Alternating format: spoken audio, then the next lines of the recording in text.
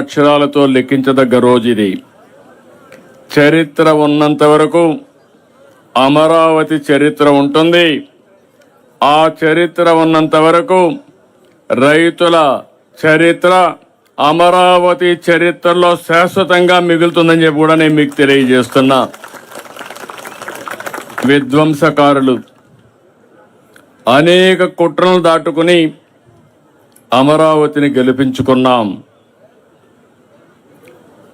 ప్రజా రాజధాని,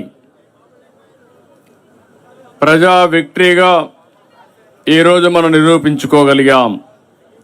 ఈ సందర్భంగా అమరావతి రైతులకు, రాష్ట్ర ప్రజలందరికీ అభినందనలు, శుభాభినందనలు. మన ఆత్మ గౌరవాన్ని నిలబెట్టిన ప్రధానమంత్రి నరేంద్ర మోడీ గారికి మనస్ఫూర్తిగా ధన్యవాదాలు తెలియజేస్తున్నాను. గట్టిగా చప్పట్లు కొట్టి అభినందించండి. అమిత్ షా గారు, అందరూ కూడా కేంద్రంలో ఒకరిని కాదు అందరూ సపోర్ట్ చేసే పరిస్థితికి వచ్చారు. ఇదే ప్రాంతానికి ఇంత మునుపు కూడా వచ్చాను, ఒకసారి గుర్తు చేయడానికి. ఏదైతే విధ్వంసం చేసిన తర్వాత మీ అందరికీ ఇబ్బందులు ఆ రోజే 3 రాజధానులు అనౌన్స్ చేసిన రోజున ఇక్కడికి వచ్చి పవిత్రమైన స్థలం ఇది, మామూలు స్థలం కాదు. దేశంలో ఉండే ప్రార్థనాలయాలన్నిట్లో ఉండే పవిత్రమైన మట్టిని, పవిత్రమైన జలాలు తీసుకొచ్చి ఈ ప్రాంతమంతా పునీతం చేసి ఇక్కడ అలాంటి పవిత్రమైన మట్టి నీరు ఇక్కడ ఉంది. ఇప్పుడే మాధవ్ గారు చెప్పారు, ఆ రోజు ప్రధానమంత్రి గారు వచ్చినప్పుడు ఒక మాట చెప్పారు, నేను సాక్షాత్ పార్లమెంటు సాక్షిగా పార్లమెంట్ దగ్గరుండే పవిత్రమైన మట్టిని, యమునా నది జలాలను ఇక్కడ తీసుకొచ్చాను. అంటే ఇది మట్టి జలాలు కాదు, దేశం మొత్తం అమరావతితో ఉంటామని చెప్పి నిరూపించిన రోజు ఇది. ఓసారి ఈ చరిత్ర మనం మర్చిపోతే చాలా కష్టమవుతుంది. ఆ రోజు ఇక్కడే కాదు, అన్ని దేవాలయాల్లో, అన్ని గ్రామాల్లో పవిత్రమైన మట్టిని తీసుకుని, అక్కడ జలాలు తీసుకుని దేవాలయాల్లో పూజలు చేసి ఆ పూజ ఫలితాలు ఇక్కడికి తీసుకొచ్చాం.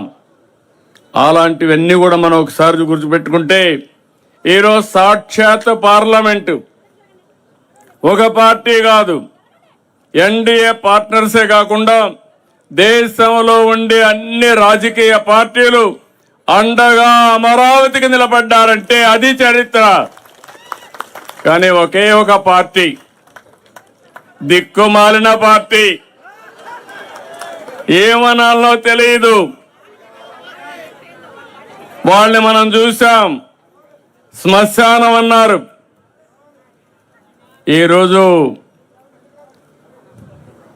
మనం తెలుగు లేని శాసనాన్ని చేసుకునే పరిస్థితికి వచ్చాం. నేను ఎప్పుడూ చెప్పాను, 3 ముక్కలాట చాలా సులభం అనుకున్నారు. ఆ 3 ముక్కలాటతోనే ఏమయ్యారో మీరే చూశారు. అలాంటి జరిగే పరిస్థితి వచ్చింది. ఇలాంటి పవిత్రమైన సందర్భంగా నాకు చాలా భావోద్వేగం ఉంది. మీకు ఒక నమ్మకం, ఇది ఒక రాజధాని అవుతుంది, మీ జీవితాల్లో మంచి కలుగుతుంది. అది కాకుండా మీరు ఇక్కడ రాజధానికి భూమి ఇచ్చిన వారు శాశ్వతంగా అవుతారనే మంచి పేరు కోసం ఒక నమ్మకంతో నాకు 29,000 మంది రైతులు 33,000 ఎకరాలు స్వచ్ఛందంగా 1% లిటిగేషన్ లేకుండా ఇచ్చారు. ఆ రోజు ఈరోజు నారాయణ గారు ఇక్కడే ఉన్నారు, చెప్తే మీ దగ్గరకు వచ్చి మాట్లాడి చేశారు. ఇది అమరావతి ఒక క్యాపిటల్ కాదు, ప్రజల ఆత్మ గౌరవానికి చిహ్నం. ఇక్కడే అమరలింగేశ్వరుడు కొలువు, ఇంకో పక్క ప్రసిద్ధ బౌద్ధ స్తూపం, కృష్ణమ్మ తల్లి, దుర్గమ్మ తల్లి. ఇంతమంది అండగా ఉంటే తాత్కాలిక ఇబ్బందులు వస్తాయి, కానీ అమరావతికి ఎప్పటికీ అపజయం లేదు. ఇది చరిత్ర. ఆ రోజు కూడా నేను ఆలోచించాను, ఎక్కడ రాజధాని అయితే బాగుంటుందని ఆలోచించాం. నడి బొడ్డున ఒక పక్క దక్షిణ ఆంధ్రప్రదేశ్, ఉత్తర ఆంధ్రప్రదేశ్ రెండు మధ్యలో 12 పార్లమెంట్లు వస్తే రెండు మధ్యలో వచ్చిన పార్లమెంట్ 13వ పార్లమెంట్ ఇది. 33,000 ఎకరాల భూమి, 29 గ్రామాల రైతాంగం. ఆ రోజు ఈ రోజు చూస్తున్నాను మీలో ఐకమత్యం. ఈ రోజు మనం గెలిచామంటే ఆ ఐకమత్యమే కారణం. అలాంటి ఈ రైతాంగాన్ని, రైతు కూలీలను అభినందిస్తున్నా. 58 రోజుల్లో మొత్తం కలిసి 54,000 ఎకరాలు పూలు చేయగలిగాం. 2019 యామారాం, చీకటి రోజులు ప్రారంభమైనాయి. 3 రాజధానులు ఇక్కడిని ప్రజా వేదికతో విధ్వంసం ప్రారంభమైంది.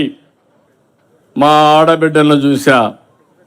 చరిత్రలో వీర వనితల గురించి చదువుకున్నాం కానీ ఒక రాణి రుద్రమదేవిని ఇలాంటి వీర వనితల గురించి చదువుకున్నాం కానీ నిజమైన అమరావతి చరిత్రలో మీ ప్రతాపాన్ని చూపించారు, మీ పట్టుదల చూపించారు. నా జీవితంలో ఎప్పుడూ మర్చిపోలేను. ఎన్ని అవమానాలు పడ్డారు నేను చూశాను మిమ్మల్ని. ఆ రోజు నేను మా మిస్సెస్ వస్తే, భువనేశ్వర్ గారు వస్తే, మీ యొక్క ఆవేదన చూసి, మీరు చేసిన త్యాగం చూసి ఉన్న పళంగా నాకు కూడా చెప్పలేదు.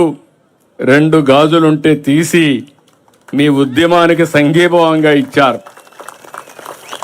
వారొక్కరే కాదు, చాలా మంది ముందుకు వచ్చారు. ఎక్కడెక్కడో ఉండే ఎన్ఆర్ఐస్ ముందుకు వచ్చారు. ఆ రోజు చాలా సమస్యలు వచ్చాయి. ఒక పక్క రైతాంగం భూములు ఇచ్చేశారు. మీకు వ్యవసాయం లేదు, ఆదాయం లేదు, మీకు వచ్చే కవులు కూడా ఇవ్వలేదు. మీరు లీగల్గా పోరాడాలంటే చాలా కష్టం.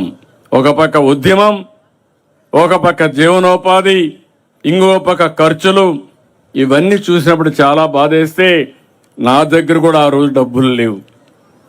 ఎన్నో సంవత్సరాలు పార్టీని రన్ చేశాను కానీ డబ్బులు లేకపోతే ఎంత ఖర్చు పెట్టాలని నేను కూడా ఖర్చు పెట్టి కడాల జోలి బట్టి వసూలు చేసి స్ఫూర్తిదాయకంగా మీకు అందించాం ఉద్యమానికి. పవన్ కళ్యాణ్ గారిని చూశాను. ముళ్ళ కంచెలేస్తే ముళ్ళ కంచెల్ని ఛేదించుకొని మీరు ఏమన్నా చేయమని మీ దగ్గరకు వచ్చి సంఘీభావాన్ని తెలియజేశారు. బీజేపీ నాయకులను చూశాను, వాళ్ళు అదే మరిగా వచ్చి సంఘీభావాన్ని తెలియజేశారు. ఇప్పుడు కూడా జ్ఞాపకం, న్యాయస్థానం దేవస్థానం, అమరావతి నుంచి అరసువెల్లి వరకు మీ పాదయాత్ర మధ్యలో మీరు ఆపేసే పరిస్థితి నేనే సజెస్ట్ చేశాను. వద్దు, ఇంకా పోవద్దండి, ఈ దుర్మార్గులు